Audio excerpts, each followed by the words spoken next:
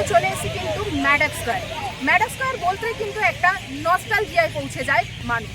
কলকাতার আরও 4টে পুজোর পাশাপাশি অর্থাৎ বিখ্যাত যে সমস্ত পুজোগুলো রয়েছে তার পাশাপাশি কিন্তু ম্যাডক স্কয়ার আলাদাভাবে নজর কাড়ে। কলকাতার বড় বড় পুজোগুলোর পাশাপাশিও কিন্তু যেভাবে সেজে উঠছে গোটা পশ্চিমবঙ্গ অর্থাৎ দুর্গা পুজোর জন্য, সেইভাবে কিন্তু ম্যাডক স্কয়ার সেই পুরনো চিরাচরিত প্রথা অনুযায়ী সেজে উঠছে। হাতে গোনা আর মাত্র কয়েকটা দিন বাকি রয়েছে দুর্গা পুজোর, আর ইতিমধ্যেই কিন্তু ম্যাডক স্কয়ার সেই আগের ভূমিকা অর্থাৎ আগের চিরাচরিত প্রথায় কিন্তু সেজে উঠছে, যেটা কিন্তু বাঙালির আড্ডার জায়গা। ঠাকুর দেখে ঘুরে ক্লান্ত হলে বন্ধু বান্ধবেরা মিলে কিন্তু এই ম্যাডক স্কয়ারের আড্ডা না হলে বাঙালির পুজো কিন্তু অসম্পূর্ণ থেকে যায়। আমি রয়েছি আপনাদের সঙ্গে শ্রাবণী। আরও পুজো এবং ম্যাডক স্কয়ারের যে আজকে আপনাদের সামনে নিয়ে চলে এসেছি, এছাড়াও কিন্তু আরও বিভিন্ন পুজো ঘুরে দেখাবো আপনাদেরকে। তার জন্য কিন্তু অবশ্যই চোখ রাখতে হবে আমন্ত্রণ টিভির পর্দায়।